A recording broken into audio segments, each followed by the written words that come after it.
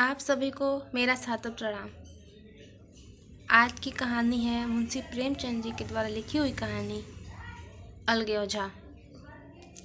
अलगे ओझा का तात्पर्य होता है अलग होना। अलग होना मतलब घर से अलग होना ही नहीं होता, दिल से अलग होना होता है। अलग होने में घर के बर्तन, खेत द्वार सिर्फ यही अलग नहीं होता है, अलग होने से दिल भी अलग हो जाते हैं। मुंशी प्रेमचंद जी ने इस कहानी में इसी को समझाया है कि कैसे अलग होने से एक व्यक्ति के जीवन पर क्या असर पड़ता है। चलिए सुनते हैं कहानी अलगे ओझा।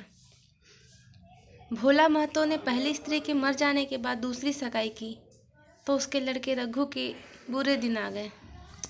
रघु की उम्र उस वक्त केवल 10 वर्ष की थी। चैन से गांव में गुल्ली डंडा खेलता फिरता था। माँ के आते ही चक्की में जुतना पड़ा। पन्ना रूपवती स्त्री थी और रूप और गर्व में चोली दामन का नाता है। वह अपने हाथों से कोई काम न करती। गोबर रघु निकालता, बैलों को सारनी रघु देता, रघु ही जूठे बर्तन मांजता। भोला की आंखें कुछ ऐसी फिरी कि उसे रघु में ही सब बुराइयां नजर आती।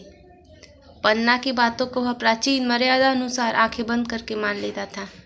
रघु की शिकायतों का जरा परवाह न करता। नतीजा यह हुआ कि रघु ने शिकायत करना ही छोड़ दिया। किसके सामने रोए? बाप ही नहीं, सारा गांव उसका दुश्मन था। बड़ा जिद्दी लड़का है, पन्ना को तो कुछ समझता ही नहीं। बेचारी उसका दुलार करती है, खिलाती पिलाती है, यह उसी का फल है। दूसरी औरत होती तो निबाह ना होता। वह तो कहो पन्ना इतनी सीधी सादी है कि निबाह होता जाता है। सबल की शिकायतें सब सुनते हैं, निर्बल की फरियाद कोई भी नहीं सुनता। रघु का हृदय माँ की ओर से दिन प्रतिदिन फटता जाता था। यहाँ तक कि 8 साल गुजर गए। एक दिन भोला के नाम का भी मृत्यु संदेश आ पहुँचा। पन्ना के 4 बच्चे थे, 3 बेटे और 1 बेटी। इतना बड़ा खर्च और कमाने वाला कोई नहीं।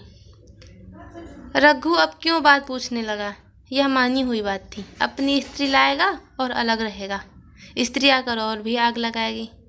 पन्ना को चारों ओर अंधेरा ही दिखाई देता था। पर कुछ भी हो, वह रघु की आश्रय बनकर घर में रहेगी। जिस घर में उसने राज किया अब लौंडी बनकर न रहेगी। जिस लौंडे को अपना गुलाम समझा उसका मुंह न ताकेगी। वह सुंदर थी, अवस्था अभी कुछ ऐसी ज़्यादा न थी। जवानी अपनी पूरी बहार पर थी। क्या वह कोई दूसरा घर नहीं कर सकती? यही न होगा कि लोग हंसेंगे बला से। उसकी बिरादरी में ऐसा क्या नहीं होता? ब्राह्मण ठाकुर थोड़े ही थी कि नाक कट जाएगी। यह तो ऊंच जाति में होता है कि घर में चाहे जो कुछ करो, बाहर पर्दा ढका रहे।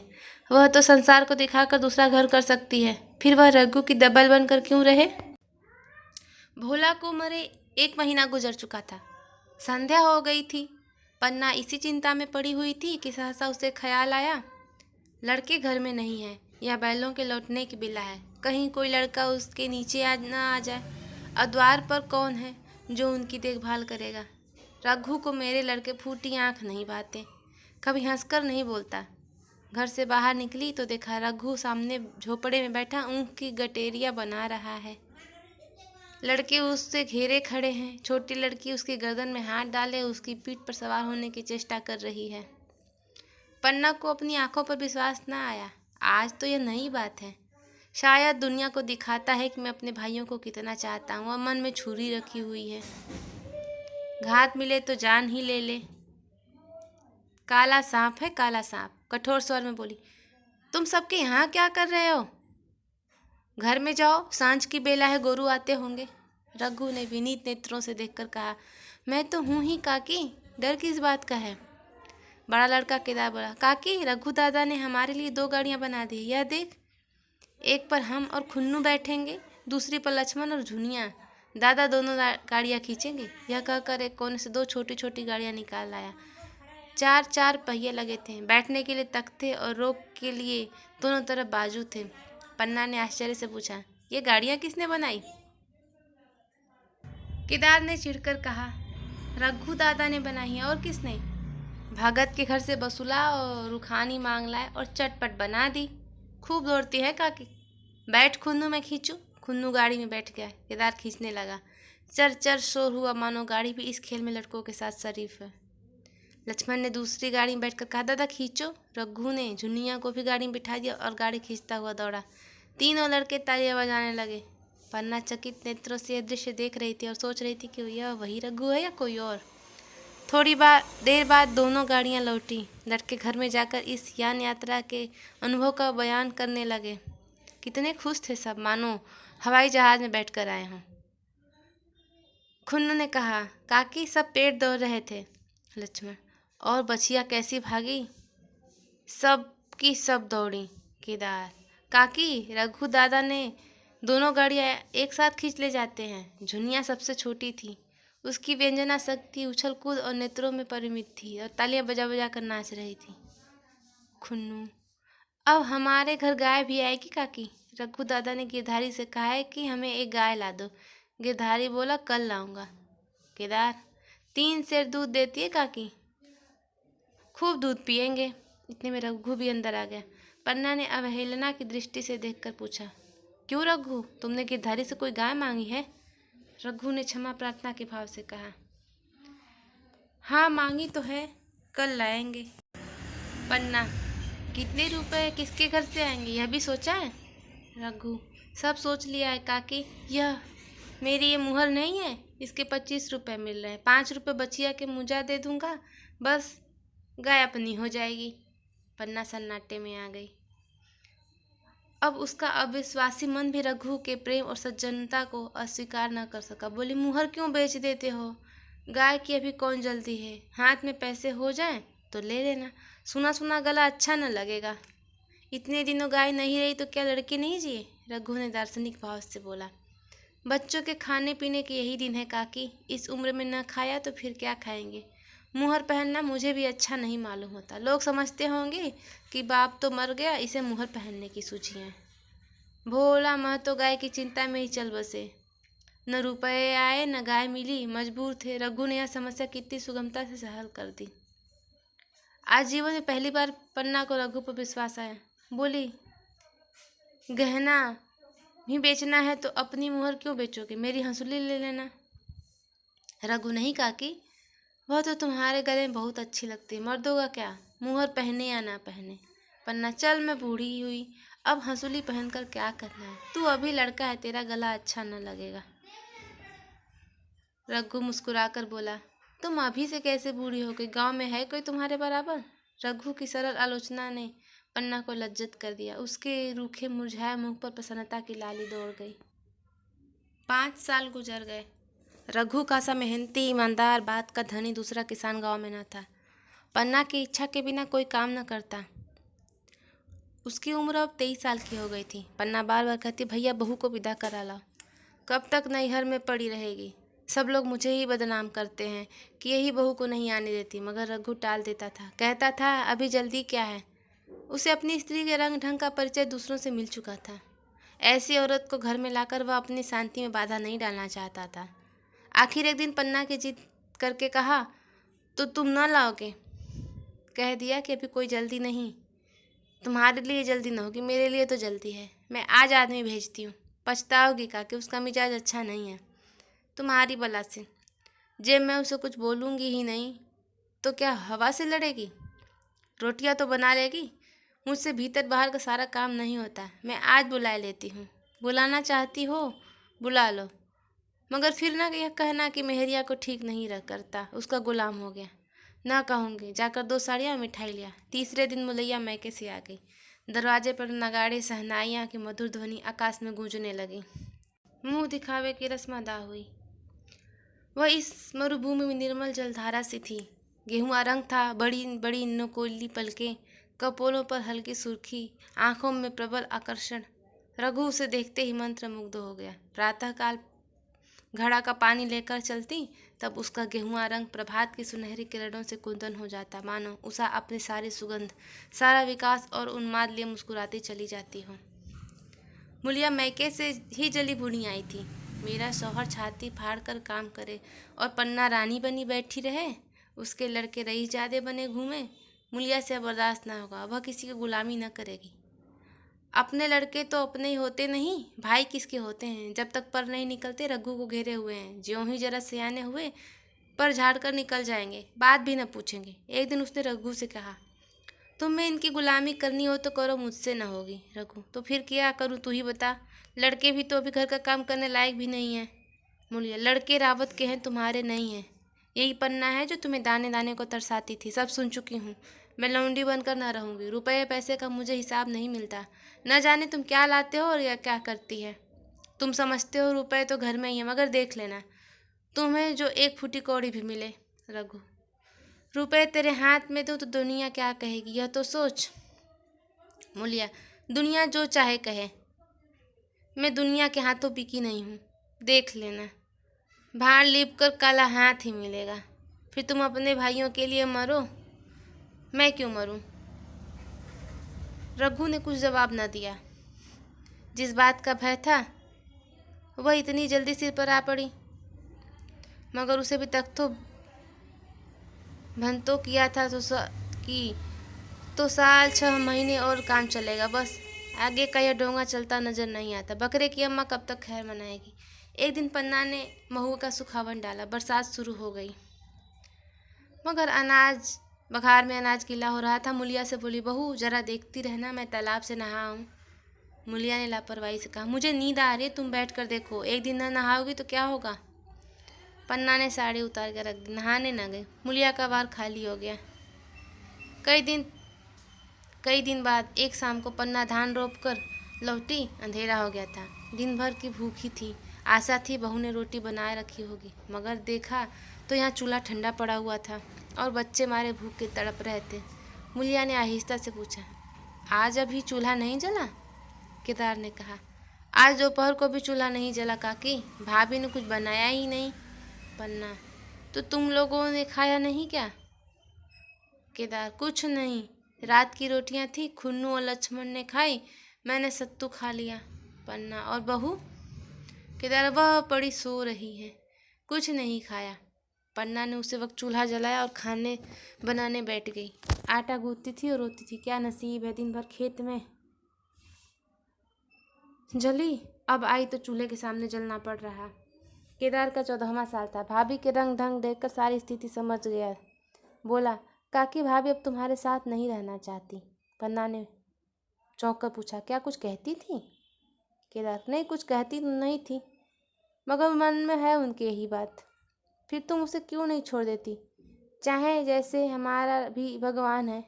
पन्ना ने दांतों से जीभ दबाकर कहा, चुप, मेरे सामने भूलकर भी ऐसी बात न कहना। रघु तुम्हारा भाई नहीं, बाप है। मूलिया से कभी बोलोगे तो समझ लेना जहर खा लूँगी। दशहरे का त्यौहार आया। इस गांव में कोस भर एक पूर्व में मेला लगता था। गांव के सब लड़के मेले देखने चले। पन्ना भी लड़कों के साथ तैयार हुई, मगर पैसे कहाँ से आए, वह तो मूलिया के पास थी। रघु ने आकर मूलिया से कहा, लड़के मेले जा रहे हैं, सबों को 2-2 पैसे दे दो।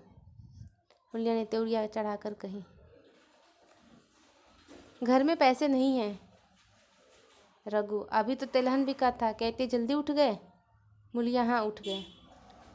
रघु, कहाँ उठ गए, जरा सुनूं, आज त्योहार के दिन लड़के मेला देखने न जाएंगे। मूलिया, अपने काकी से कहो पैसे निकालें, गाड़ कर क्या करेंगी।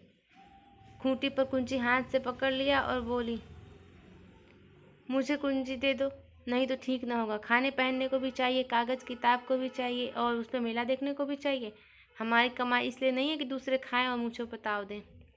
पन्ना ने रघु से कहा, भैया पैसे क्या होंगे, लड़के मेला देखने न जाएंगे। रघु ने झिड़क कर कहा, मेला देखने क्यों न जाएंगे, सारा गांव जा रहा है, हमारे ही लड़के न जाएंगे।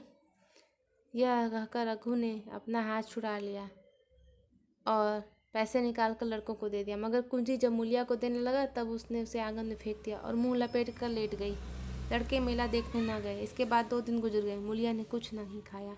पन्ना भी भूखी ही रही। रघु कभी इसे मनाता कभी उसे, पर वह न उठती न वह। आखिरकार रघु ने हैरान होकर मूलिया से पूछा, मुँह से कुछ कह तो, चाहती क्या है। मूलिया ने धरती को संबोधित करके कहा, मैं कुछ नहीं चाहती, मुझे मेरे घर पहुंचा दो। रघु, अच्छा उठ, बना खा पहुंचा दूंगा। मुलिया ने रघु की तरफ आंखें उठाई। रघु उसकी सूरत देखकर डर गया। वह माधुर्य, वह मोहकता, वह लावण्य गायब हो गया था। दांत निकल आए थे, आंखें फट गई थी, नथुने फड़क रहे थे। अंगारे की सी लाल आंखों देखकर बोले, अच्छा तो काकी ने यह सलाह दी है, यह मंत्र पढ़ाया है? तो यहाँ ऐसे कच्चे नहीं हूँ। तुम दोनों की छाती पर मूंग दलूंगी। हो किस फेर में? रघु, अच्छा तो मूंग ही दल लेना। कुछ खा पी लेगी तभी तो मूंग दल सकेगी। मुलिया, अब तो तभी मुंह में पानी डालूंगी जब घर अलग हो जाएगा। बहू झेल चुकी, अब नहीं झेला जाता। रघु सन्नाटे में आ गया। एक दिन तक उसके मुंह से आवाज़ ही न निकली। अलग होने की उसने स्वप्न में भी कल्पना ना की थी। उससे गांव में 2-4 परिवारों को अलग होते देखा था। वह खूब जानता था, रोटी के साथ लोगों के हृदय भी अलग हो जाते हैं। वह हमेशा के लिए गैर हो जाते हैं, फिर उनमें वही नाता रह जाता है जो गांव के आदमियों में। रघु ने मन में ठान लिया था, इस विपत्ति को घर में न आने दूंगा। मगर होनहार के सामने उसकी एक न चली। मैं कालिख लगेगी। दुनिया यही कहेगी कि बाप के मर जाने पर 10 साल में भी एक घर में निवाह न हो सका। फिर किससे अलग हो जाऊं? जिनको गोद में खिलाया, जिनको बच्चों की तरह पाला, जिनके लिए तरह तरह के कष्ट झेले, उन्हीं से अलग हो जाऊं? अपने प्यारों को घर से बाहर निकाल करूं? उनका गला फंस गया। कांपते हुए स्वर में बोला, तू क्या चाहती है कि मैं अपने भाइयों से अलग हो जाऊं? भला सोच तो, कहीं मुंह दिखाने लायक रहूंगा? मुलिया, तो मेरा इन लोगों के साथ निवाह न होगा। रघु, तो तू अलग हो जा। मुझे अपने साथ क्यों घसीटती है? मुलिया, तो मुझे क्या तुम्हारे घर में मिठाई मिलती है? मेरे लिए क्या संसार में जगह नहीं है? रघु, तेरी जैसी मर्जी, जहाँ चाहे रह। मैं अपने घर वालों से अलग नहीं हो सकता। जिस दिन मेरे घर में 2 चूल्हे जलेंगे, उस दिन मेरे कलेजे के 2 टुकड़े हो जाएंगे। मैं यह चोट नहीं सह सकती। तुझे जो तकलीफ हो वह मैं दूर कर नहीं सकता। माल असबाब की मालकिन तू ही है, अनाज पानी तेरे ही हाथ है। अब क्या रह गया है? अगर कुछ काम धंधा करना नहीं चाहती तो मत कर। भगवान ने मुझे समाई दी होती तो मैं तुझे तिनका भी न उठाने देता। तेरे साथ तेरे यह सुकुमार हाथ पाँव मेहनत मजदूरी करने के लिए बनाए ही नहीं गए हैं। मगर क्या करूं, अपना कुछ बस ही नहीं है। फिर भी तेरा कोई काम करने को न चाहे तो मत कर, मगर मुझसे अलग होने का ना कह। मैं तेरे पैरों पड़ता हूँ।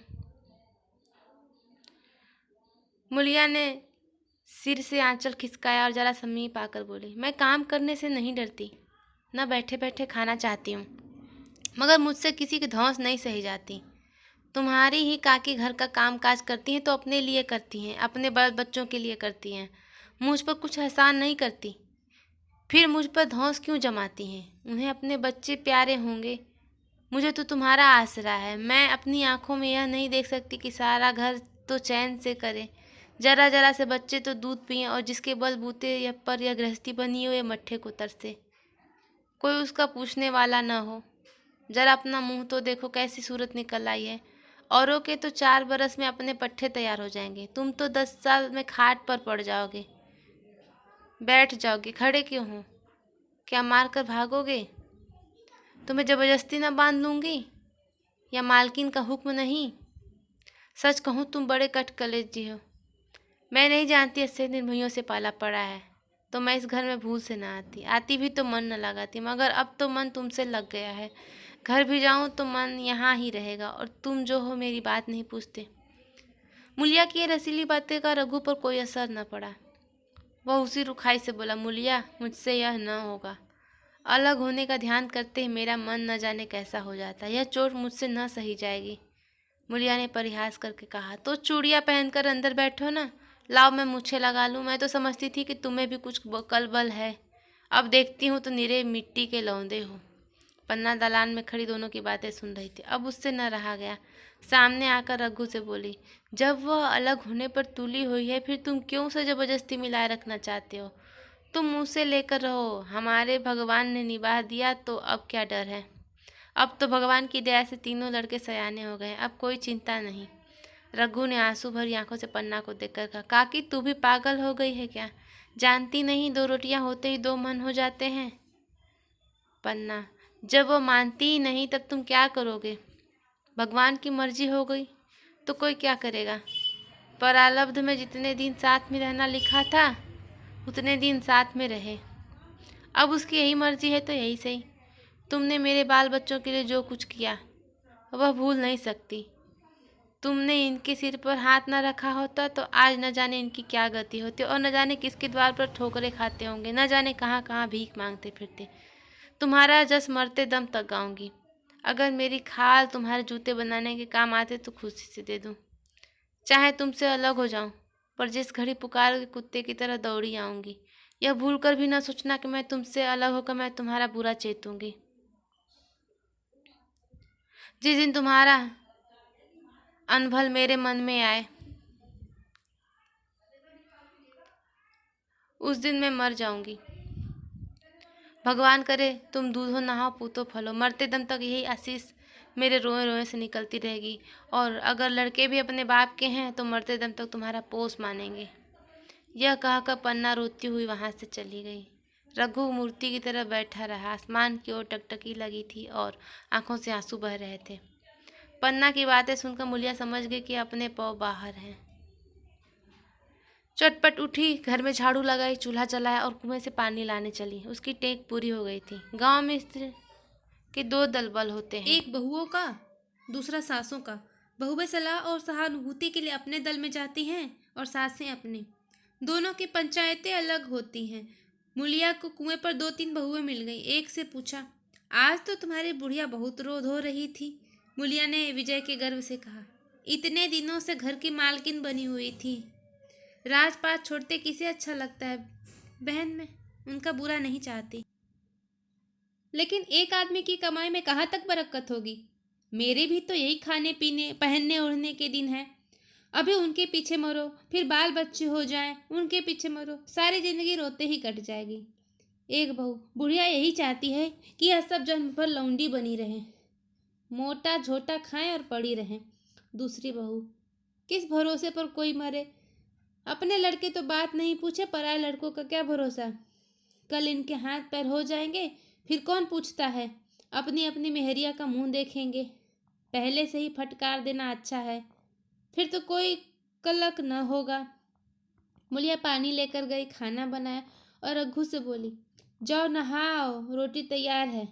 रघु ने मानो सुना ही नहीं, सिर पर हाथ रखकर द्वार की तरफ ताकता रहा। मुलिया, क्या कहती हूँ, कुछ सुनाई नहीं देता। रोटी तैयार है, जाओ नहाओ। रघु, सुन तो रहा हूँ, क्या बहरा हूँ। रोटी तैयार है तो जाकर खा ले, मुझे भूख नहीं है। मुलिया ने फिर नहीं कहा। जाकर चूल्हा बुझा दिया, रोटियां उठाकर छींके पर रख दी और मुंह ढाक कर लेट रही। जरा देर में पन्ना आकर बोली, खाना तैयार है, नहा धोकर खा लो, बहू भी भूखी होगी। रघु ने झुंझलाकर कहा, काकी तू घर में रहने देगी कि मुंह में कालिख लगाकर कहीं निकल जाऊं। खाना तो खाना ही है, आज न खाऊंगा कल खाऊंगा, लेकिन अभी मुझसे न खाया जाएगा। केदार क्या अभी मदरसे से नहीं आया। पन्ना, अभी तो नहीं आया, आता ही होगा। पन्ना समझ गई कि जब तक वह खाना बनाकर लड़कों को न खिलाएगी और खुद न खाएगी, रघु न खाएगा। इतना ही नहीं, उसे रघु से लड़ाई करनी पड़ेगी, उसे जली कट्टी सुनानी पड़ेगी, उसे यह दिखाना पड़ेगा कि मैं ही उससे अलग होना चाहती हूँ। नहीं तो वह इसी चिंता में गुल गुल कर प्राण दे देगा। यह सोचकर उसने चूल्हा जलाया और खाना बनाने लगी। इतने में केदार और खुन्नू मदरसे से आ गए। पन्ना ने कहा, आओ बेटा खा लो, रोटी तैयार है। केदार ने पूछा, भैया को भी बुला लूं ना। पन्ना, तुम आकर खा लो, उसकी रोटी बहू ने अलग बनाई है। खुन्नू, जाकर भैया से पूछ ना आऊं। पन्ना, जब उनका जी चाहेगा खाएंगे, तू बैठ कर खा। तुझे इन सब बातों से क्या मतलब। जिसका जी चाहेगा खाएगा, जिसका जी ना चाहेगा ना खाएगा। और जब वह अपनी बीवी से अलग रहने पर तुले हैं तो कौन मनाए। केदार, तो क्यों अम्मा जी, क्या हम अलग घर में रहेंगे। पन्ना, उनका जी चाहे एक में रहें, जी चाहे आंगन में दीवार डाल लें। खुन्ने ने दरवाजे पर आकर झांका। सामने फूस की झोपड़ी थी, वही खाट पर पड़ा रघु नारियल पी रहा था। खुन्नो, भैया तो अभी नारियल लिए बैठे हैं। पन्ना, जब जी चाहेगा खाएंगे। केदारनाथ, भैया ने भाभी को डांटा नहीं। बोलिया अपनी कोठरी में पड़ी सुन रही थी, बाहर आकर बोली, भैया ने तो नहीं डांटा, अब तुम आकर डांटो। केदार के चेहरे पर रंग उड़ गया, फिर जबान न खोली। तीनों लड़कियों ने खाना खाया और बाहर निकले। लू चलने लगी थी। आम के बाग में गांव के लड़के लड़कियां हवा में गिरे हुए आम चुन रहे थे। केदार ने कहा, आज हम भी आम चुनने चले। खूब आम गिर रहे हैं। खुन्नू, दादा जो बैठे हैं। लक्ष्मण, मैं ना जाऊंगा, दादा घुड़केंगे। केदार, वो तो अब अलग हो गए हैं। लक्ष्मण, तो हमको कोई मारेगा तब भी दादा ना बोलेंगे। केदारनाथ, वाह, तब क्यों ना बोलेंगे। रघु ने तीनों लड़कों को दरवाजे पर खड़े देखा पर कुछ नहीं बोला। पहले तो वह घर के बाहर निकलते उन्हें डांट बैठता था, पर वह आज मूर्ति के समान निश्चल बैठा रहा। अब लड़कों को कुछ साहस हुआ और कुछ आगे बढ़े। रघु अब भी न बोला। कैसे बोले? वह सोच रहा था, काकी ने लड़कों को खिला पिला दिया, मुझसे पूछा तक नहीं। क्या उसकी आंखों का भी पर्दा पड़ गया? अगर मैंने लड़कों को पुकारा वह न आए तो मैं उनको मार पीट तो न सकूंगा। लू में सब मारे मारे फिरेंगे, कहीं बीमार न पड़ जाएं। उसका दिल महसूस कर रह जाता था, लेकिन मुंह से कुछ न कह सकता था। लड़कों ने देखा कि अब बिल्कुल भी नहीं बोलते तो निर्भय होकर चल पड़े। सहसा मुलिया ने आकर कहा, अब तो उठोगे कि अब भी नहीं?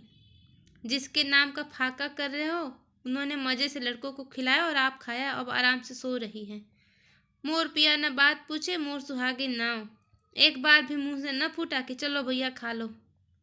रघु इस समय मरमाहा तक पीड़ा हो रही थी। मुलिया के इन कठोर शब्दों ने घाव पर नमक छिड़क दिया। दुखी नेत्रों से देखकर बोला, तेरी जो मर्जी थी वही तो हुआ, अब जा ढोल बजा। मुलिया, नहीं, तुम्हारे लिए थाली परोसे बैठी हैं। रघु, मुझे चिढ़ा मत, मैं भी तेरे पीछे बदनाम हो रहा हूँ। जब तू किसी की होकर नहीं रहना चाहती तो दूसरे को क्या गरज है जो मेरी खुशामद करे? जाकर काकी से पूछ ले, लड़के आम चुनने गए हैं, उन्हें पकड़ लाऊं? मुलिया ने अंगूठा देखकर बोली, यह जाता है, तुम्हें 100 बार गरज हो जाकर पूछो। इतने पन्ना भी भीतर से निकल आई। रघु ने पूछा, ये लड़के बगीचे में चले गए हैं काकी, लू चल रही है। पन्ना, अब उनका कौन पुछत्तर है? बगीचे में जाएं, पेड़ पर चढ़ें, पानी में डूबे, मैं अकेली क्या क्या करूं? रघु, जाकर पकड़ लाऊं? पन्ना, जब तुम्हें अपने मन से नहीं जाना है तो फिर मैं क्यों कहूँ? तुम्हें रोकना होता तो रोक न देते, तुम्हारे सामने ही तो गए होंगे। पन्ना की बात भी पूरी न हुई कि रघु नारियल कोने में रख दिया और बाग की तरफ चला। रघु लड़कों को लेकर बाग से लौटा तो देखा मुलिया अभी भी झोपड़े में खड़ी है।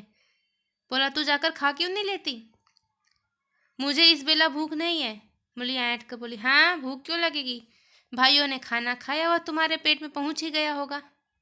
रघु ने दांत पीसकर कहा, मुझे जलाओ मत मुलिया, नहीं अच्छा न होगा। खाना कहीं भागा नहीं जाता, एक बेला न खाऊंगा तो मर न जाऊंगा। क्या तू समझती है घर में आज कोई छोटी बात हो गई है? तूने घर में चूल्हा नहीं जलाया, मेरे कलेजे में आग लगाई है। मुझे घमंड था और चाहे जो कुछ हो जाए पर मेरे घर में फूट का रोग न आने पाएगा। तूने घमंड चूर चूर कर दिया, प्रारब्ध की बात है। मुलिया तिनक कर बोली, सारा मोह छो तुम्ही को है कि और किसी को है? मैं तो किसी को तुम्हारी तरफ भी सूरते नहीं देखती। रघु ने ठंडी सांस खींचकर कहा, मुलिया, घाव पर नून न छिड़क, तेरे ही कारण मेरी पीठ में धूल लग रही है। मुझे इस गृहस्थी का मोह न होगा तो किसे होगा? मैंने ही तो इसे मर मर कर जोड़ा है।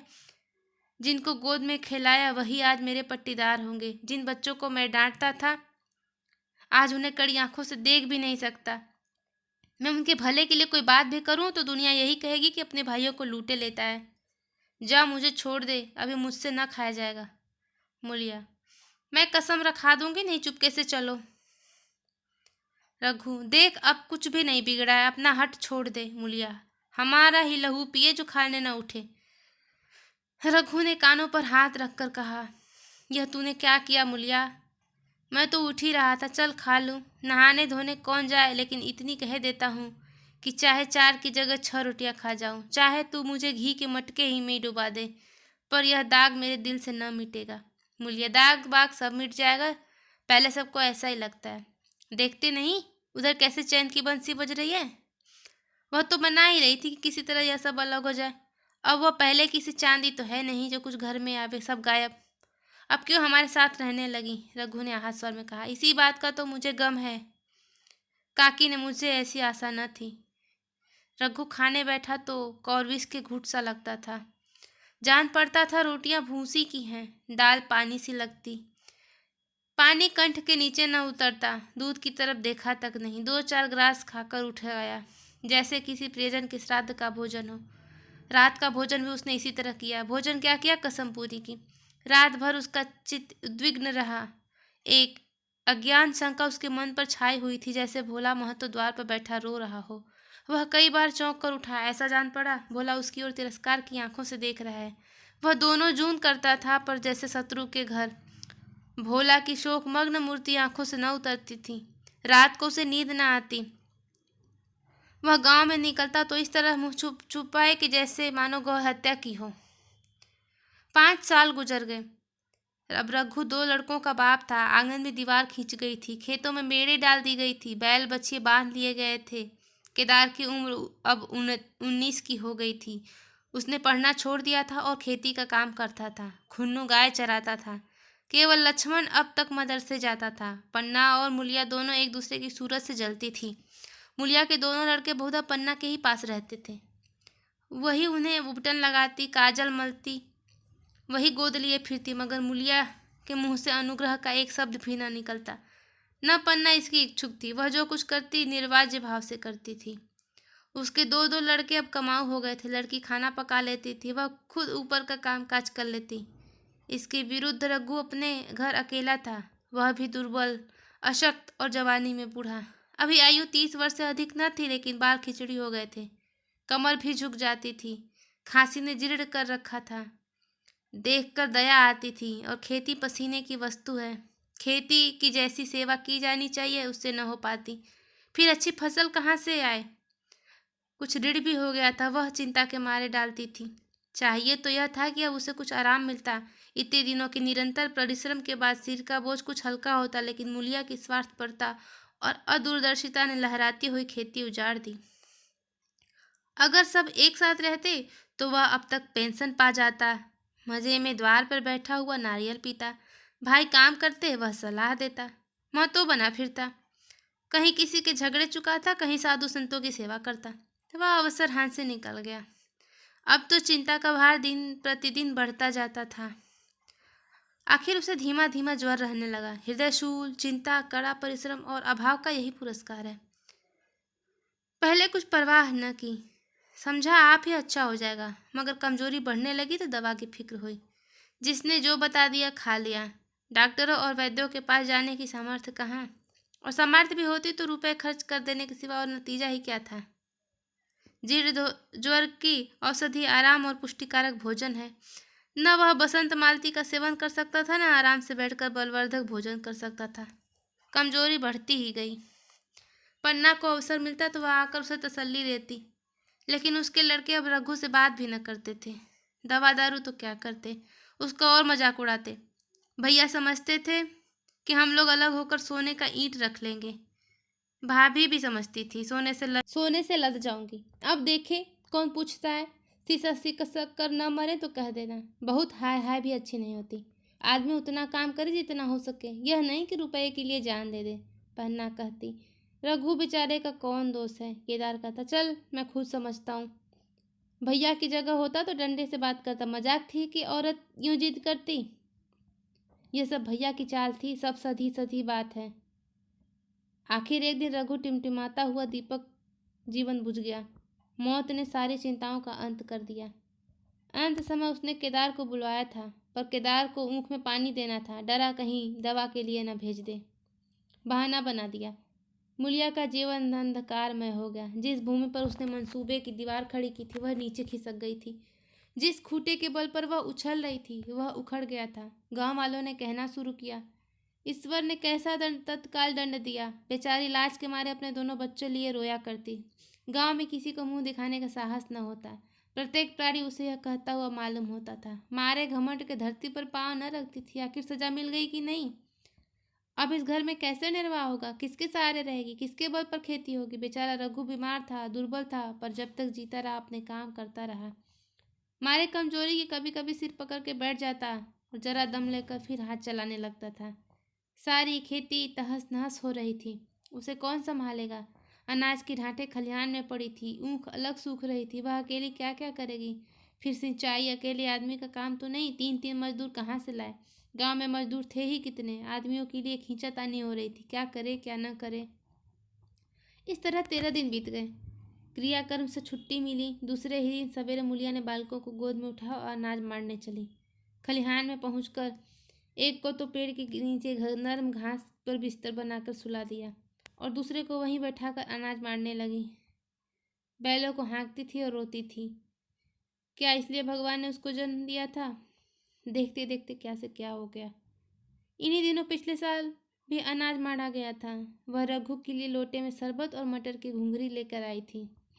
आज कोई उसके आगे है न पीछे, लेकिन किसी की लौड़ी तो नहीं हूँ। उसे अलग होने का अब भी पछतावा न था। एकाएक छोटे बच्चे का रोना सुनकर उसने उधर ताका तो बड़ा लड़का उसे चुपका कर कह रहा था, भैया चुप रहो, चुप रहो। धीरे धीरे उसके मुंह पर हाथ फेरता और चुप कराने का विकल्प था। जब बच्चा किसी तरह न चुप हुआ तो वह खुद उसके पास लेट गया और उसे छाती लगाकर प्यार करने लगा। मगर जब यह प्रयत्न भी सफल न हुआ तो वह रोने लगा। उसी समय पन्ना दौड़ी आई और छोटे बालक को गोद में उठाकर प्यार करती पड़ी। लड़कों को मुझे क्यों न दे आई बहू? हाय हाय, बेचारा धरती पर पड़ा लौट रहा है। जब मैं मर जाऊं तो चाहे जो करना, अभी तो जीती हूँ। अलग हो जाने से बच्चे तो अलग नहीं हो गए। मुलिया ने कहा, तुम्हें भी तो छुट्टी नहीं थी अम्मा, क्या करती? पन्ना, तो तुझे यहाँ आने की ऐसी क्या जल्दी थी? डांट मार न जाती? 3 लड़के तो हैं और किसी दिन काम में आएंगे। केदार तो कल ही मारने को कह रहा था, पर मैंने कहा पहले ऊँख में पानी दे दो, आज फिर मारना। मड़ाई तो 10 दिन बाद भी हो सकती है। ऊँख की सिंचाई न हुई तो ऊँख सूख जाएगी। कल से पानी चढ़ा हुआ, परसों तक खेत में पुर जाएगा, तब तक मड़ाई हो जाएगी। तुझे विश्वास ना आएगा, जब से भैया मरे हैं केदार को बड़ी चिंता हो गई है। दिन में 100 बार पूछता है, भाभी बहुत रोती तो नहीं है? देख लड़के भूखे तो नहीं है? कोई लड़का रोता है तो दौड़ा आता है, देख अम्मा क्या हुआ, बच्चा क्यों रोता है? कल रोकर बोला, अम्मा मैं जानता कि भैया इतनी जल्दी चले जाएंगे तो उनकी कुछ सेवा कर लेता।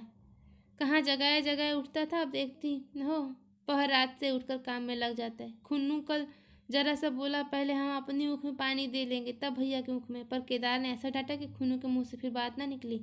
बोला, कैसे तुम्हारी हो कैसे हमारी हो? भैया ने जिला ना दिया होता तो आज या तो मर गए होते या कहीं भीख मांगते होते।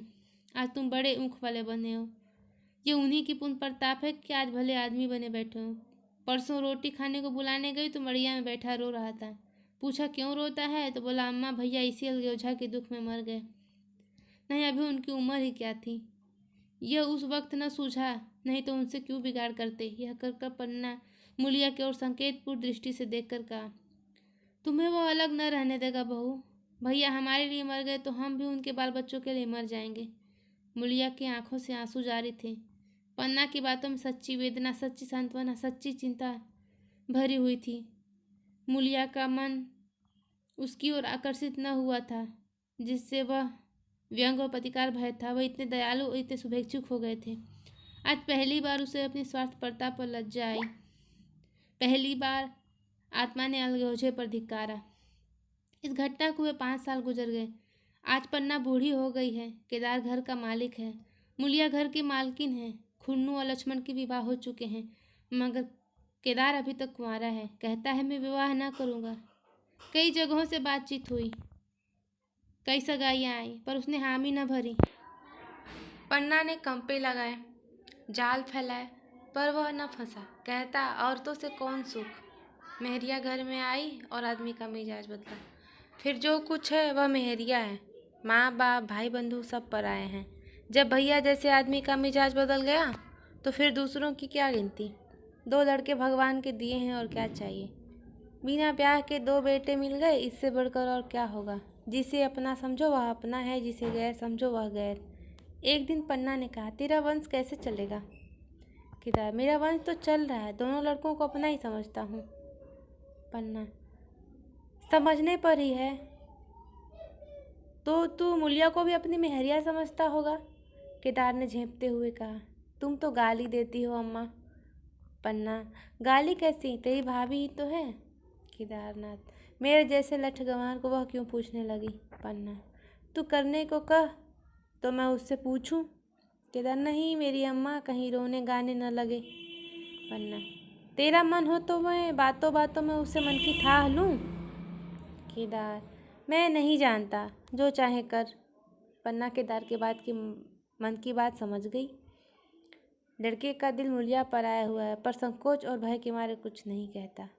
उसी दिन मूलिया से कहा, क्या कहूँ बहू, मन की लालसा मन में ही रह जाती है। केदार का घर भी बस जाता तो मैं निश्चिंत हो जाती। मूलिया, वह तो करने को ही नहीं कहते। पन्ना, कहता है ऐसी औरत मिले जो घर में मेल से रहे तो कर लूँ। बढ़िया, ऐसी औरत कहाँ मिलेगी, कहीं ढूंढो। पन्ना, मैंने ढूंढ लिया है। मूलिया, सच किस गांव की है। पन्ना, अभी ना बताऊंगी, मुदा यह जानती हूँ कि केदार की सगाई हो जाए तो घर बन जाए और केदार की जिंदगी भी सफल हो जाए। न जाने लड़की मानेगी कि नहीं। मूलिया, मानेगी क्यों नहीं अम्मा, ऐसे सुंदर कमाओ सुशील वर और कहाँ मिल जाता है। उस जन्म का कोई साधु महात्मा है, नहीं तो लड़ाई झगड़े के डर से कौन भी इन ब्याह रहता है। कहाँ रहती है, मैं जाकर उसे मना लूँगी। मूलिया, तू चाहे तो उसे मना ले, तेरे ही ऊपर है। मूलिया, मैं आज ही चली जाऊँगी अम्मा, उसके पैरों पड़कर मना लाऊंगी। पन्ना, बता दूँ, वह तू ही है। मूलिया लजाकर बोली, तुम तो अम्मा जी गाली देती हो। पन्ना, गाली कैसी, देवर ही तो है। मूलिया, मुझ जैसी बुढ़िया को वह क्यों पूछेंगे। पन्ना, वह तो तुझी पर दांत लगाए बैठा है, तेरे सिवा उसे कोई भाती ही नहीं। डर के मारे कहता नहीं, पर उसके मन की बात मैं जानती हूँ। वैधव्य के शोक से मुरझाया हुआ मूलिया का पीत बदन कमल की भांति अरुण हो चुका। 10 वर्षों में जो कुछ खोया था वह इसी एक क्षण में मानो ब्याज के साथ मिल गया। वही लावण्य, वही विकास, वही आकर्षण, वही लोच। मुंशी प्रेमचंद जी के द्वारा लिखी हुई कहानी अलगोजा यहीं पर समाप्त होती है। आपको ये कहानी कैसी लगी ज़रूर बताइएगा और मेरे चैनल को सब्सक्राइब कर लीजिएगा। और कहानी पसंद आई हो, कहने का ढंग सही लगा हो तो लाइक कर दीजिएगा। धन्यवाद।